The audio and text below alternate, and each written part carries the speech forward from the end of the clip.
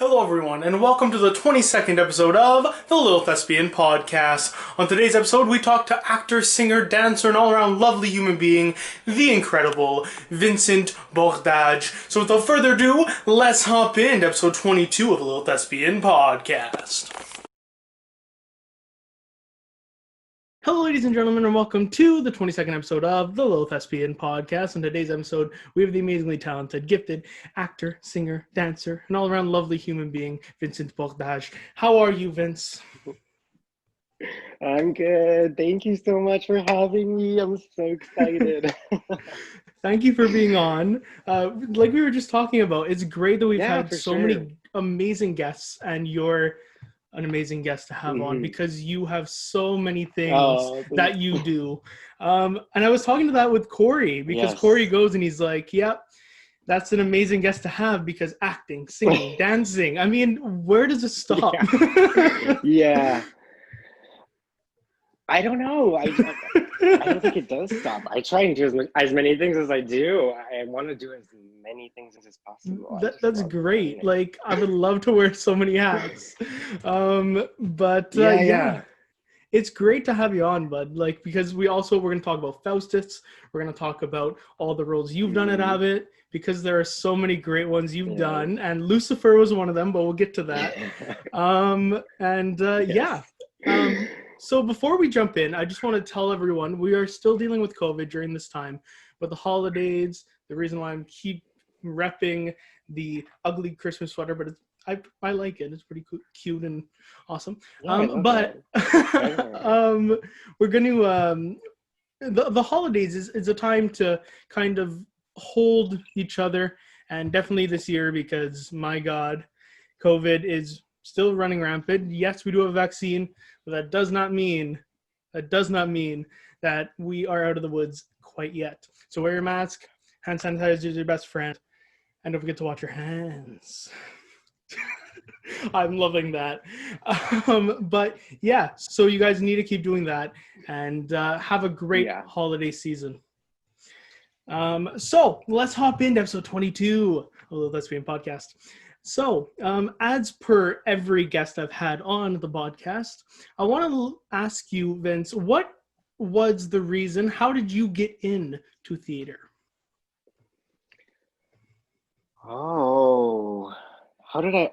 Getting into theater. I think I was my first ever time on the stage as an actor. I was in junior high. That's like grade, I think, 7. I was casted in the play Alice in Wonderland, and I played the caterpillar, and that was my first ever role ever, which is insane. It's kind of a big role, and I just loved singing.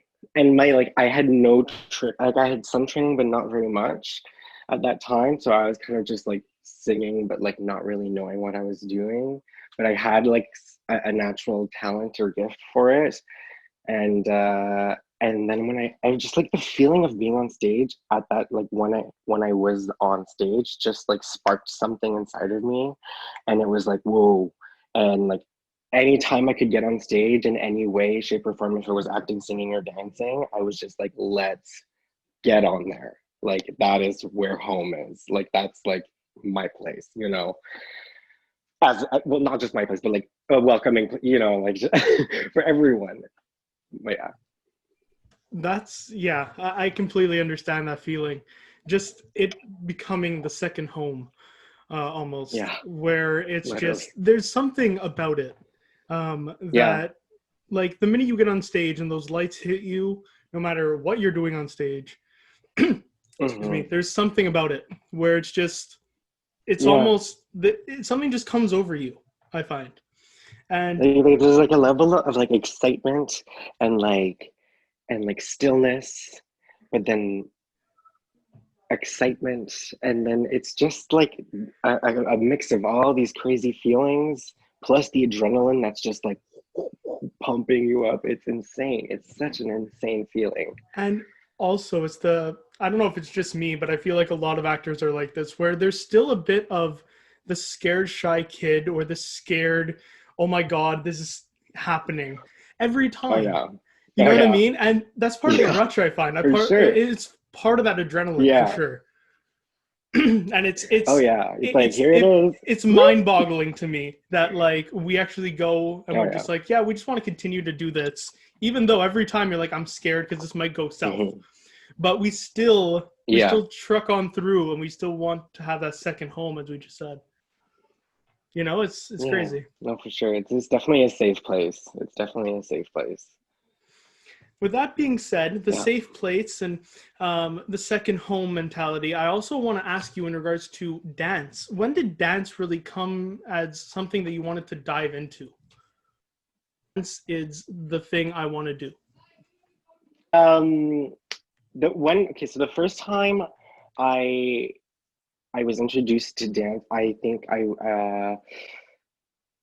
because at first when I first started being active, I was 7 and I wanted to become a diver.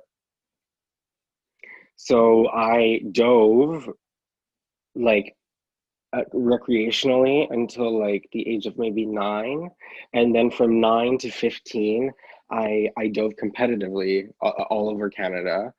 And and then at one point, like I had qualified for nationals and I broke my leg skiing, but I had associated the pain of of breaking my leg with diving. It's just very strange, and still to this day kind of affects me weirdly. But I had to stop. And so I was at this point in my life where I was like, okay, I just left this sport that I've been like doing forever and I love so much, but I can't do anymore because my head is telling me I'm not able to do it. And and so I was like, okay, like what is something that sparks, like what's something that makes you feel your true self? Because at this point, I was also like starting to figure out who I was as a person and as a homosexual. And so there's a lot of self discovery at this point. So I was like, what sparks joy in my life that I can put all of this, like, maybe sometimes this grief or this anger or this sadness that I was maybe feeling towards myself. And then I fell in love. Like I watched the Grandstand show, which was this big show that is in the Calgary Stampede. It's like this huge, humongous outdoor show, like 60,000 people watching every night, and it goes on like for 10 nights in a row. And I used to watch this show, but like where the seats were like super cheap and you had to stand and we're like up way high and you couldn't see anything. And I would see these shows and I was like, I want to be on that stage. I want to do what they're doing. And the next the next auditions, I went as a singer. I got in. I trained as a singer for 2 years for a year with them, and then after that, I switched to become a dancer because I was really just like amazed by like the way that they could express story through bodies and like no words at all. Like that to me was like, oh, whoa, that's like something I really, really love. And I really want to like be able to do that. Like, because I feel like that's a good way for me to get my negative and positive stuff out and just like feel free. So then I started, and I was maybe like 16 when I started. Now I'm like 22. That's lovely, man. Like the way you worded that too, it's beautiful. And I also want to ask you, do you have any words of wisdom for someone, if there was a guest, like any guest, that like this is perfect for? Do you have any words of wisdom for someone who may want to jump into the arts or jump into dance? Because I know dance is definitely very important to you. So do you have any words of wisdom for someone who want to jump into that? Yeah, no, for sure. I have some words of wisdom. I mean, I've auditioned a lot. So I think that first and foremost, you have to really know who you are. You have to really like take that time to really understand who this person is before you really fully throw yourself into art. Because art is something that you need to be able to open yourself up to, because that's the only time that art is going to benefit you, is when you're fully open to it. And if you're not open with yourself, then you're going to have a hard time being open with the art. And I also do think that you have to be okay with being able to hear no and that you're not good, and use it in a way and manipulate it in a way that's going to push you, because that's the only fuel you've got as an artist, because you're going to get a lot of no's before you get a yes. You know, that's our job. It's getting refused is our job, and then the bonus is getting the job and getting paid for it really nicely. So you know, it's like that's the fun part of it. But you just have to stick to your guns, like Theo said, because I say the same thing as him. But stick to your guns, and you just gotta really be true to yourself. Like, don't ever question your true self, because that is what makes you unique, and that's what is gonna make you stand out. You need to hold on to that light, because that light is what's gonna guide you to where you want to go. Again, lovely words. Like, this is why I also do this podcast, is because of words like that, where you're saying shine a light, be the unique self that you are, and showcase it. If you want to go into the arts, showcase who you are, because everyone's different. We need people like that. We need the differences. We need all the exactly, and that's how you tell the story. What creates the canvas. Exactly. Yeah, and like that's the thing. Yeah. Like that's why like these big stories that are going to be told after 2020, where you have like the social injustice and all these things where you need people to kind of just like shed their own skin and just show. Sure. You know what I mean? Just showcase. We need to expose our true pain, so everyone can fully understand what that pain can maybe feel like, in a sense. Like, to be able to try and understand someone else versus just being understanding of oneself. And that's definitely it plays off as actors, because I mean that's basically what our job is, right? Is to kind of read these words, to showcase these stories, you know what I mean, that like realistically need to be told. Because there was someone on this podcast that said that the politicians and whatever, yes, they have the big roles and whatever, but the people that actually like help the society would be actors, would be these artistic people, because they're really trying to connect with them on an emotional level. And I find that by the words that you were saying, by shining that light, it can definitely help out people, especially during times like these. And in December and January are the most darkest months, because it's this I don't know what's going to happen, that's very dark, gloomy time of the year. So It's true. And I hope this resonates with everyone listening, because it's something that needs to be talked about more. You need to be who you are, no matter what color, for sure. no matter what ethnicity or Gender, sex, exactly. ethnicity, anything, whatever you want to be, as long as you're not hurting anyone, who gives a blip? Blip. Who gives a blip? Be you. Like, seriously, like, what's up with like this whole, like, I don't know. I'm not gonna get into it because I'm gonna get mad, but I completely get you though. Like, just like, no one is better than anyone else. It's never been that. It literally, shouldn't be like it's that. that simple. It's just that simple. We don't need to even argue it because nobody is better than anyone else. The end. And with that being said, let's move on to your roles that you've done, because my God, Yeah. we've had some great roles from you at John Abbott. And I'm going to start off with the big bad himself, Lucifer. So, how was playing Lucifer in Dr. Faustus on the stage on the Casgrain stage for the first time? How was playing such a crazy character? Okay, first of all, when I read the script, I was completely lost. No idea what was going on. I had never seen that kind of language in my life. And so being exposed to it like that, I was like, what am I doing? What is this? Oh my God. Huh?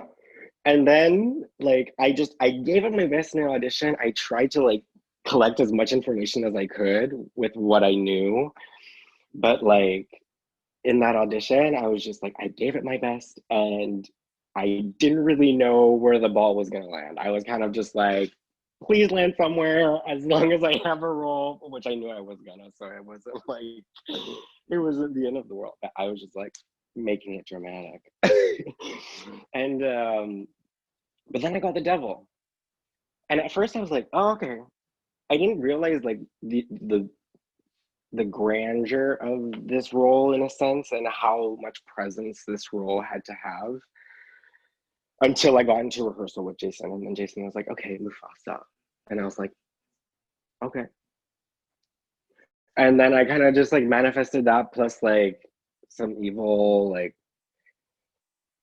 demon energy. And I really just created this weird like character inside of me that like it's almost like it was like I took a lot of like the hate that I had inside of me and I just like brought it up like right in my chest, which is why a lot of the times in the role, my chest was like literally like it felt like it was like out here, like I had dislocated it and it was up here like up to my chin, like. But that's because all that anger had built up in here because that's what that character really needed. I found was like that presence of like really being open and like asserting that presence of like, you know, like he's like, I know where I'm going, like I know what I'm doing, like don't mess with me, don't talk to me, don't look at me. You know. So but I never knew that that my face was going to be that huge. When I saw my face like on that show, like I was like, oh my God. It scared the heck out of me. I was so scared. I didn't know I was that scary. But it's like it's almost like there's like this thing that clicks and I just like Vince is still there, but it's like Vince is like taking a nap. You know, he's like back there and he's kind of like steering the wheel, but then like my character is like really the one in the seat. But I don't even know how I get to that point. It really just happens. It happens a lot with movement, I find, because of my dance training. The more I move with my character, the more I use my body, the more I'll be able to find it quicker. And it's just, I find also just playing in it, you know what I mean, helps that. Mm-hmm. Where it's just like you came up with the whole chest thing, but that probably just came almost naturally in your body. And then you're like, wow, okay, this works. You know what I mean? And to go off of like just a language, I remember me doing the horse courser. I was like, okay, what language is he speaking? because there was so many chops, there were so many of these things that I'm just like, okay, wait a minute, what's happening here? And we were kind of just thrusted into that world in Dr. Faustus, in the amazing Christopher Marlowe play. But at the beginning, we're like, what's happening? What is going on here? He's going. Okay, he's being dragged to hell. How are we doing this? Because we kind of just like, yeah, we'll get there. Don't worry about it. We have stuff planned. Okay, well. But what do you have planned, Jason? You know what I mean? Yeah, like, I don't understand.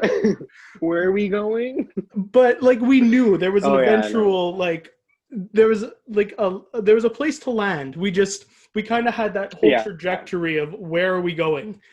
But Lucifer, exactly. Man, like, it was just every time you'd come out, I'd be like, I don't know if it was just me playing envy or whatever. I'd just look at you and I'd be like, wait a minute. I know I'm crazy, but like, he's basically my boss. You know what I mean? I had that. I was kind of like, wait a minute. Yeah. Like, just that, and that hourglass cane from Etienne. My God. Oh my God. Etienne killed it. I bless the devil for his work. He is amazing. He would love me saying that, by the way. I was gonna say God, but then I switched it to devil because it sounds, hey. And you also got to work with Mephistopheles a lot in the beautiful Aaron Yardley Jones, who has been on the podcast before. How was that relationship? Soul. Because I know you guys had that whole, like, you had the sin, all the sins at that point. You had kind of like this whole like, I guess you can call it duet type thing, where it was basically you two for a bit of it. So how was, like, just playing with the whole devil ensemble, if you want to go with that? Oh my God! First of all, the devil, like, the devils were, at first I found it hilarious. I loved it. I was living for it. I was like, yes, bring me the hooves, bring me the dirt, bring me the mud. I love it all. Like, I was like living this fantasy of almost being being the devil. Because John Abbott does that.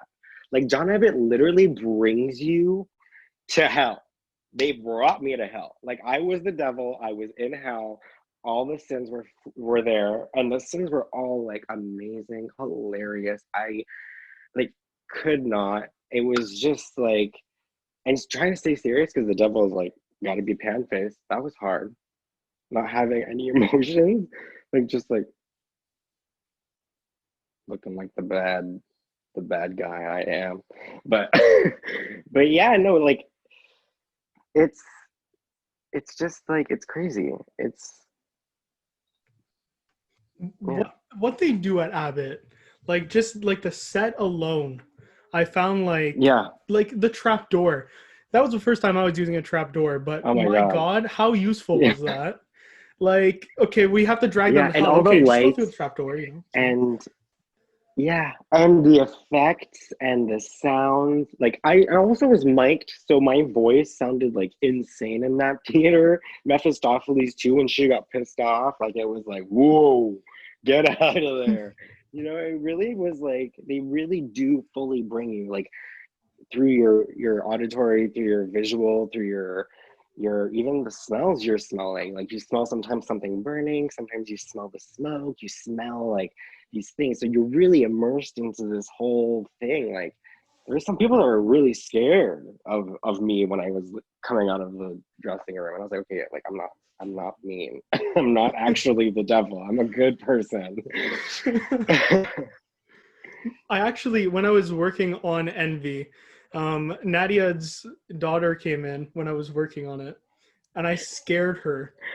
And she ran back to the dressing room, and I was like, I was so sorry. Like, because then automatically Matthew jumps in, right? And I'm like, oh my God. Did I just traumatize a kid? Oh my gosh. And I'm like, oh no, okay, I should probably go and see her. Give her a nice hug, say to Nadia, I'm sorry. And then Nadia's like, no, we have to go over this stuff. Don't go in there, type thing to, I forgot the name. Rosalie. Yeah. It was there. But yeah, it's Don't just worry, don't worry. it's so hilarious that like we can Yeah. kind of just not even see our surroundings, but then oh my god, like no, now you're the devil. But you just saw me in makeup. Yeah. You know what I mean? Yeah. But yeah, like Literally, yeah. John Abbott, man, it's crazy, and I will say It's it crazy. for forever. Like their program is incredible. Yeah.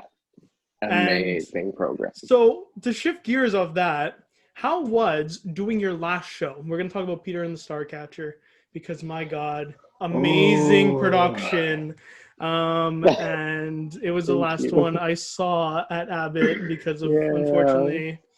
But how was doing Peter and the That's it. Starcatcher? Because that is Oh my gosh. amazing, just an amazing production as a whole. And my God, Thank you. Peter Pan, like I mean, obviously it's not Peter Pan, Yeah. but No, you get what I but mean, yeah. How was it? yeah. It's like it's pretty much Peter Pan. It's pretty much. It's like you're like as close to Peter Pan as you can afford it. You know?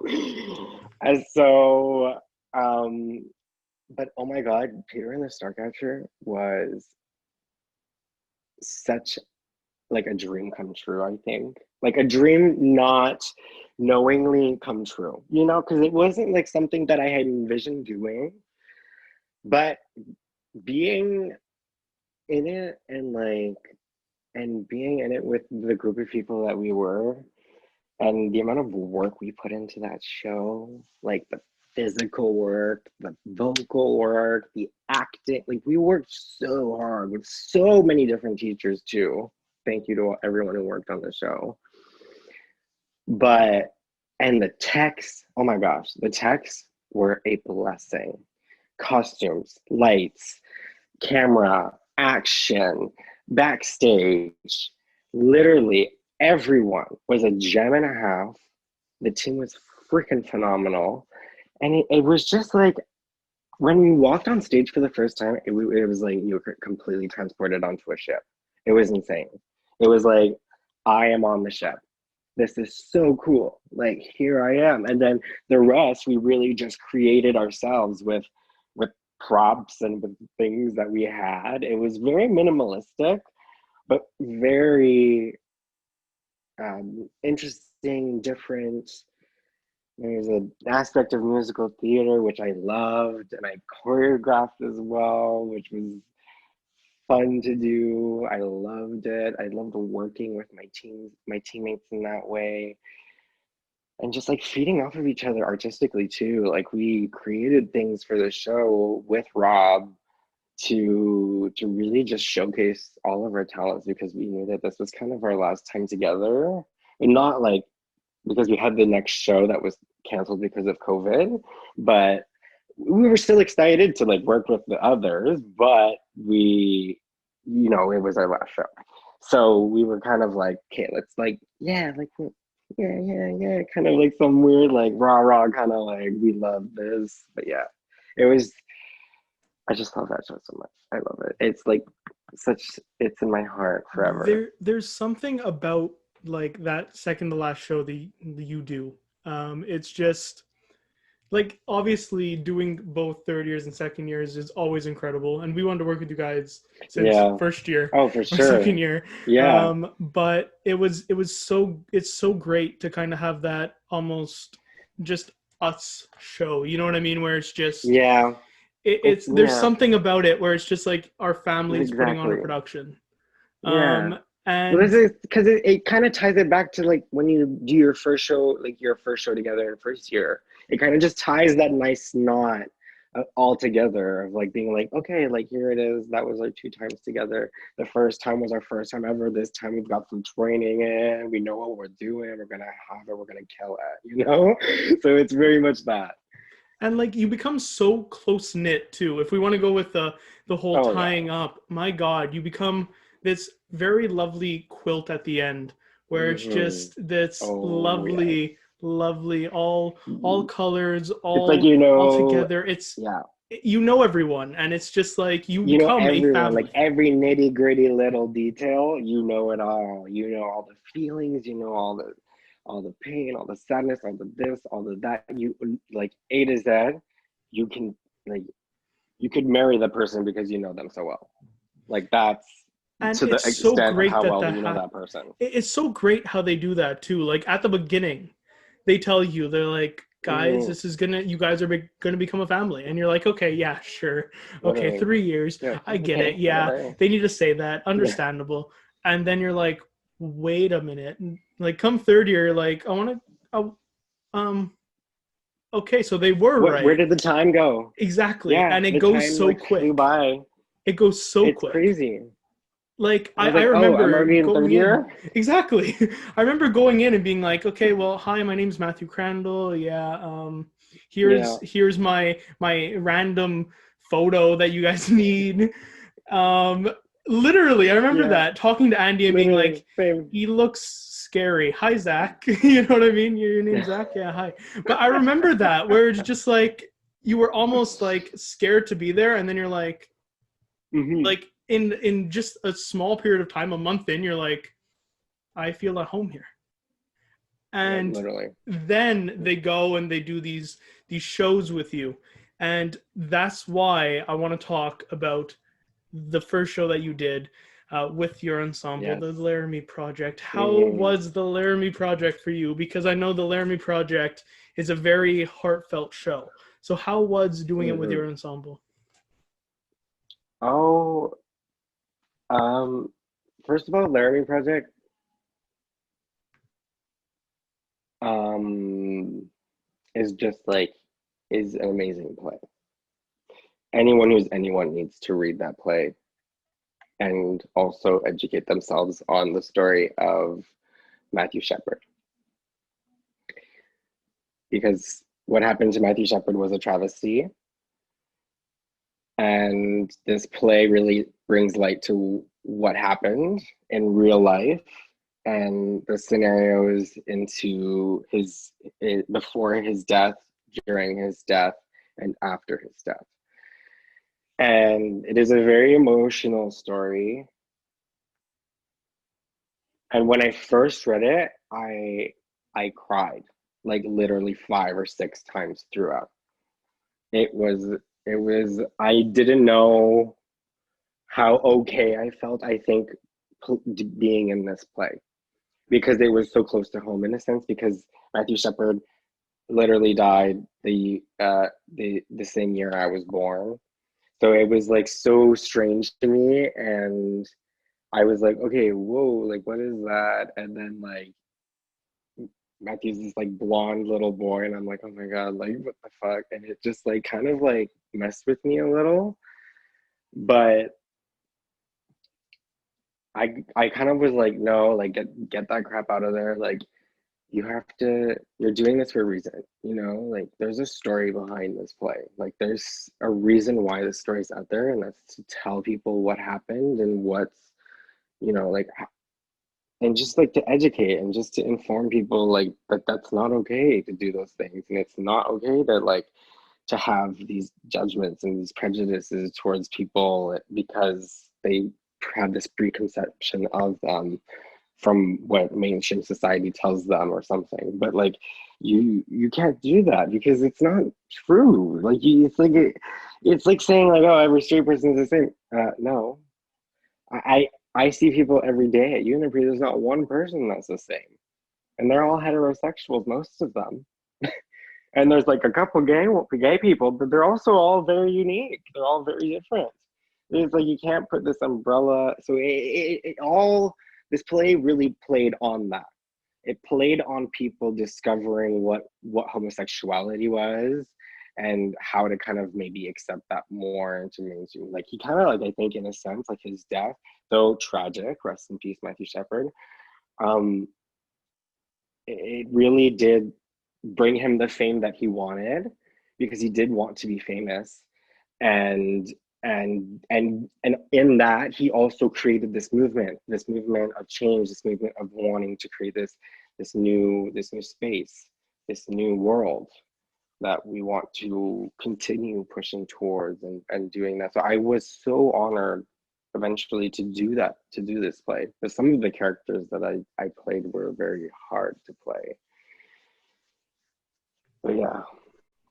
Honestly, like just your year talking about it, it just brings me back to watching it. And you can definitely see how affected you guys were from the story. Yeah. Because I remember going to that, and yes, I cried. I'm not ashamed. I'm an actor. I cry. No, And it's everyone beautiful. should. It's definitely Yes. it's normal, and it helps sometimes. Emotions are beautiful. It is. They really are, and this play just shows that. And I find that usually all our acting teachers want to do something so heartfelt in that second year, because you kind of get this taste of what theater can do. There's a reason why we did Find Me Twice, because it still is a problem. Yeah. There's a reason why Laramie, I feel like it should be done again, because Laramie, especially now, like the amount of things that resonate now that realistically should be something that we should already kind of fix. But it still happens. But we're having a hard time with this process of evolution. We really are, and that's why we're working on it, but we're having a hard time. And that's why we usually talk about it, because the thing is, history. You don't want history to repeat itself, right? No, but unfortunately, it does. Definitely not. And my God, I would love to see Laramie done again from you guys, because that cast. Oh, I would love that the too. Stuff you guys did, oh my God. And just, I love Dear Evan Hansen, but you guys singing that like you guys did, like all arm in arm, just all together, it was incredible. It really was. Singing in a group like that too, like, the chorus, it's such a good feeling. Yeah, it's there's something about it too. Again, if we want to relate it back to having that family, that must have been great to kind of just link up together in your last second year burst of energy and being like, we're going to be third years soon. We're going to be going in and being on stage. It must have been amazing come the end of that and being like, it was literally exactly what you described. It was exactly that. Like, it was just this amazing feeling of just accomplishment and joy and pride for the show that we had done too. Like, we had given Matthew Shepard's story truth, honesty, and love and passion, and we gave ourselves 100% because we all were super passionate about this cause and about this story. We really gave ourselves. Even like the people that were playing the awful characters, like I was playing Fred Phelps. He was an awful man and said awful homophobic things, which I had to say as a homosexual. That like played in my head too. Like I was like, whoa, like how am I gonna just scream this shit in a theater? But it's like, it's part of the story. It's part of what happened. These people need to see the ferocity of the language that this man is using. Why is he using it? For no reason at all. There's no reason. But he's just using it so negligently to just hurt someone that's already dead. It's disgusting. It really is. But it's one of those things. It's a truth that has to be told. Exactly. And I guess like I want to know your mindset in regards to how does it feel to do verbatim theater? Because I know doing theater that people actually have said, and people that like actually exist have said these words. How does it feel to kind of just actually become another human being that's not fictional? Well, that's what was really hard for me, was that I was realizing that my method of becoming a character really does bring me into the character. And because these words, like, in a sense, I knew and I had this subconscious understanding of these are real words that real people have said. For example, like the stuff I was saying that was really awful, I was like, it literally transformed me. Inside of me, I became a homophobic priest. And it was so weird to have this person inside of me because it was completely against who I am as a person. I'm not homophobic at all because I would be against who I am. And I don't necessarily believe in religion. I'm spiritual, but religion just for me, it's not for me. And so these were two things that were kind of just like playing inside of me, because I've also had a bad past with religion. So it was just like this weird, and it was so real. And just like sitting there and looking at the script and being like, this isn't even something someone made up. This is something that someone said. And so you wanna really like study the way that it's on the page. You want to study the way that the person would have said it. You want to study the person. You really want to look, because these are real people. So you can find them in real life, and actually it's a bit easier, I find, than maybe like fictional, because fictional you're kind of you're creating everything for yourself. Whereas like this, you have these guidelines where you can follow, and it's more like just being a human. And you're very much just like being in touch with you, because you're a human. You know how to be a human. You just have to add these quirks that make that person who they are.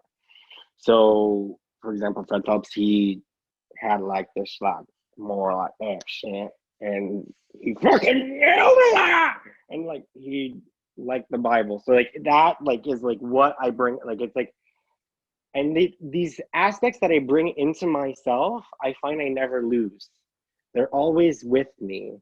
Like these character traits that I built for myself, like for example, my chest, like ever since I played the devil, my chest has been a lot more wider and open since like I played that role. Which means like for me, like it's like almost like my character is still in with me, because I use these physical attributes, and they kind of just, because of diving, I developed this skill to from muscle memory. So I feel like a lot of the times, like I do these movements for such a long period of time, and I develop such an adaptation physically to be this character, that like this character kind of physically stays with me as well in my muscles. It's kind of insane, but that's what I believe.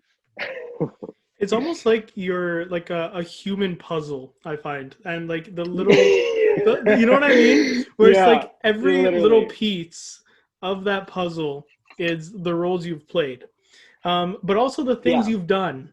You know what I mean? And I find that it's one of those things that you kind of take with you the more you do it, right? And like just a chess thing, you have that, and then now you're more present, you're more big. If you want to go in that, I'm ready, I'm open, like I'm ready for everything.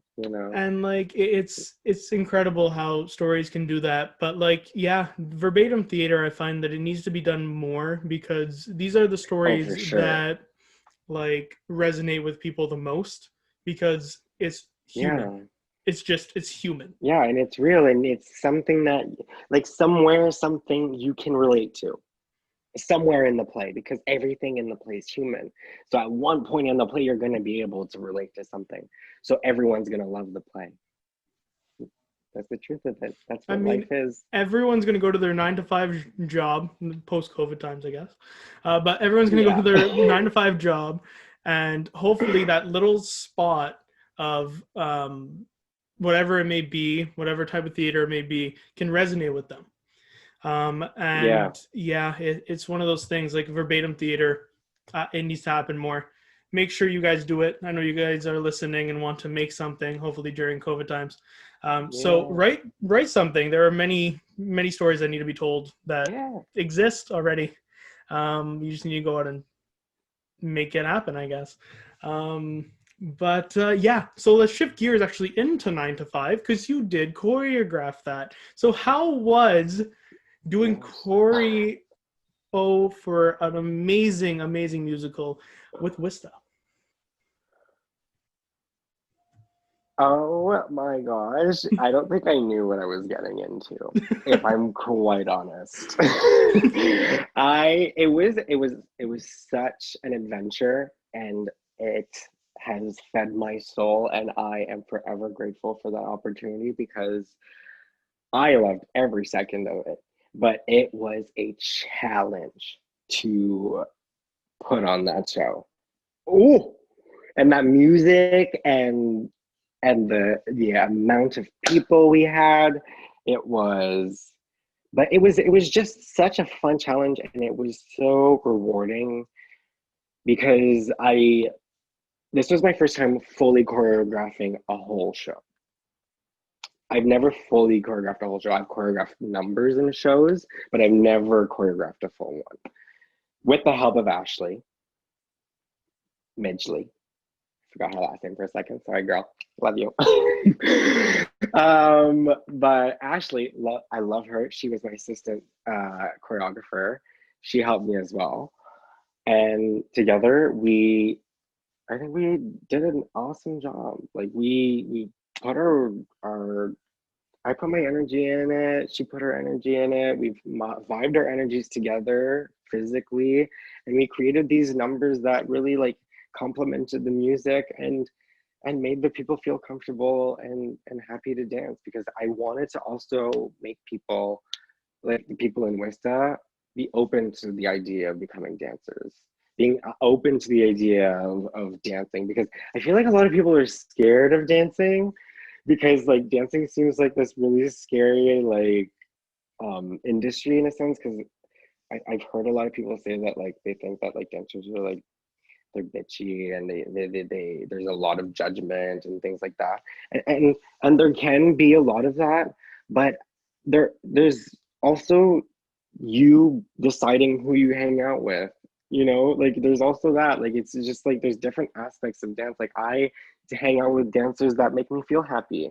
I go to studios that make me have a good energy, you know, so my experience with dance is not in the negative one because I decided to put myself in those positive situations.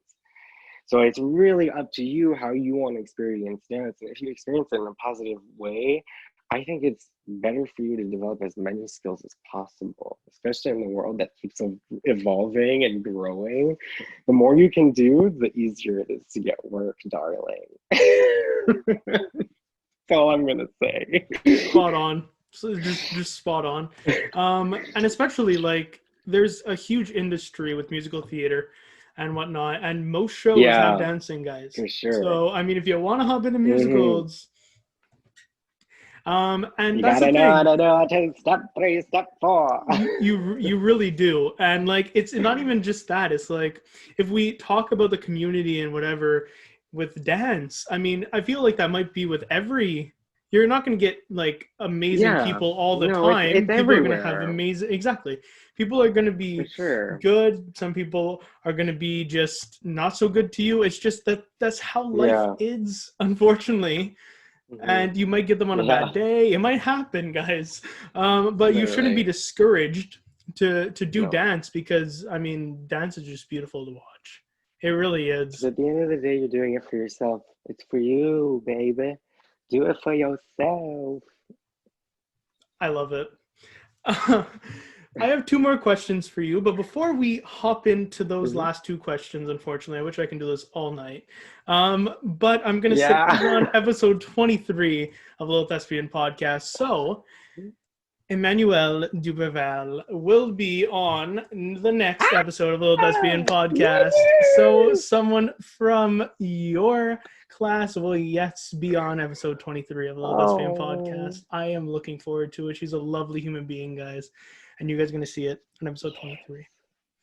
I love Menu, and I cannot wait to have her on here. She's amazing. She really is, and like her and Peter and the Starcatcher, I was laughing so much. My God. Oh my God, yeah. And the amount of stuff she was doing in Faustus, my God, guys, she had heels. We're going to talk about it. Oh my God, heels. She's nuts. Yeah. It's crazy to me that like that became a thing where we had like these huge stiletto heels underneath. Yeah, with no stiletto.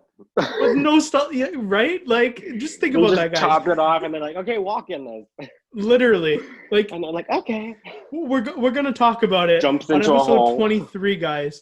But like, I don't know how they did it. I don't know how Emmanuel and Alex did it, because those those Yeah. hoofs, man, were like this thick. And they were And heavy. like, They were heavy. yeah, like I grabbed them at one point and they're like so like they looked amazing. Weights. But like Yeah, my they looked amazing, but God, they were weights. they really were. I Like was doing pull-ups. Lucifer wanted to get jacked before. But Literally. Fill up my arms. maybe that's why the chest was so big. Oh, But yeah, man. That's why I was doing my hoof ups. But yeah, guys, Oh, you God. guys are gonna have a blast on episode 23, but we're not done with episode 22 because we have 2 more questions Yeah. for Vince. Okay. So if you had a show that you wanted or that you could choreograph right now, post-COVID times, what would it be? I know, big question. Oh my gosh.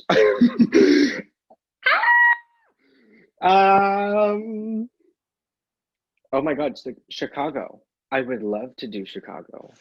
I would love to choreograph Chicago, but like I would make it sexier. If that's possible.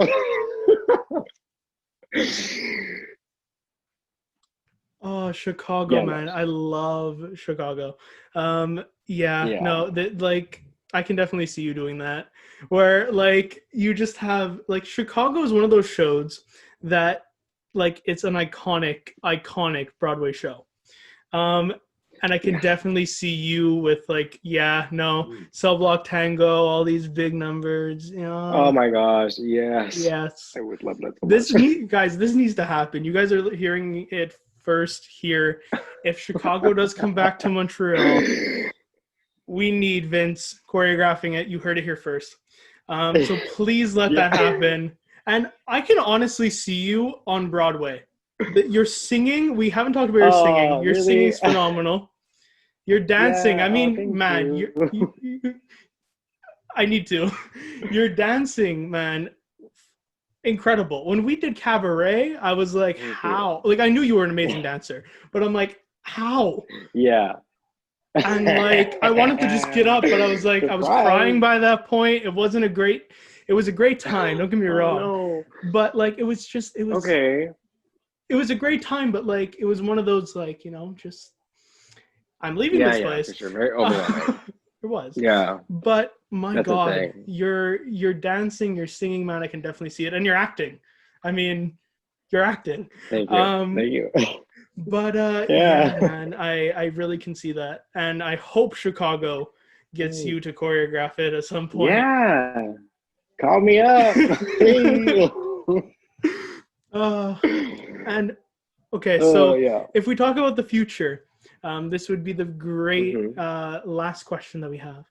What do you want to do in the future? What does your future look like in, let's say, 5 to 10 years?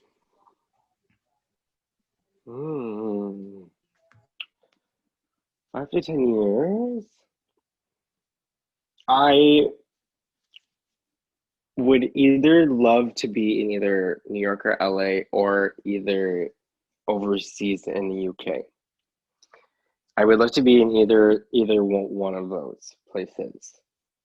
I want to definitely get out of Canada just for a bit. I want to like just, I don't know. I love to expose myself. I love to see different things and really just like, I've always wanted to see the world too. And so it adds to that, plus like exposing yourself and opening your contact list, I guess. So I would love to be there, but I would also like, I'd love to like probably like write a show and like produce a show by that time. Like I'd love to have a show like probably touring, if that's doable. I mean, now with COVID, I mean, I'm hoping it's doable. But yeah. Well, we will see. Exactly. But yeah, man, like the UK has amazing stuff. The US, unfortunately, Canada's kind of lacking behind a bit with acting and a lot of stuff. It's not that it's lacking. It's just It's lacking. It's lacking. It's like I find it's just Vancouver, like, yeah. yeah, Montreal, Yeah, a for bit. sure. Like it's good. Don't get me wrong, but Yeah. it's a lot of there's a lot Hmm. of different types of theater here. But like, if you want to Yeah. really explore, there's a lot more. I would say in the U.S. and definitely in the UK. The UK is booming. Yeah, And if you want to see the world, for man, the sure. UK is amazing. Apparently, I've not been. I want to be, Yeah, I but would apparently love it's to amazing. go. I've only been to Italy, so Italy was dope, but Never been. Sounds great. it sounds awesome. It is awesome. But yeah, man, it's been great talking to you. And now it's time to shine a light on the amazing Yeah. Vince. And then unfortunately we Oh, gotta go, but I don't want to. I'm it's being very okay. dramatic today. I'm sorry, guys. You know, like you guys don't No usually see worries. I love this, it. but you know, it's you know, it exists. That's why I'm an actor. But anyway, let's shine a light Yeah. on Vince. So, as I said, man, I can definitely see a very bright future for you. I've said it before, and I'll say it again. The singing, the Thank dancing, you. the acting, just incredible.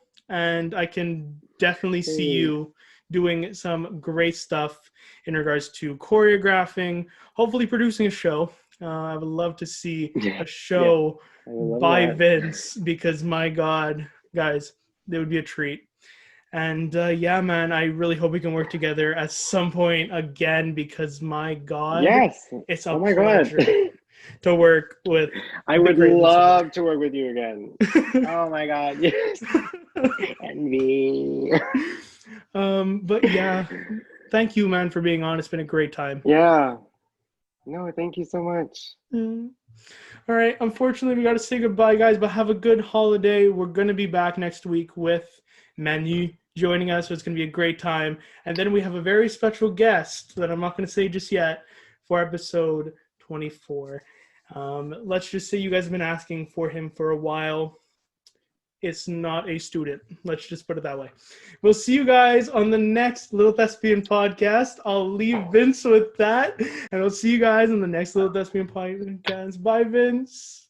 Bye, buddy. Bye. Who do you guys think is the 24th guest to close off 2020 with us? Let us know down below or on any of our social platforms, which are always linked down below, guys. We have our Facebook, we have our Instagram, and we have everything down below. We also have all our guests links down below, so you guys definitely want to go check those out.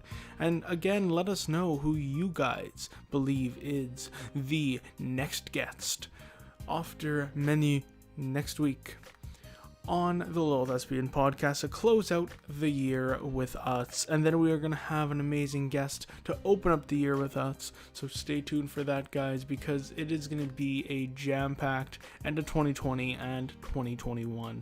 So let's jump in to our closing statements. And we really hope you guys have enjoyed this episode. I truly loved talking with Vince, and I hope that you guys are going to like hearing me talk to Menu and beyond, guys. It's going to be a great time. So without further ado, let's get into our closing statements.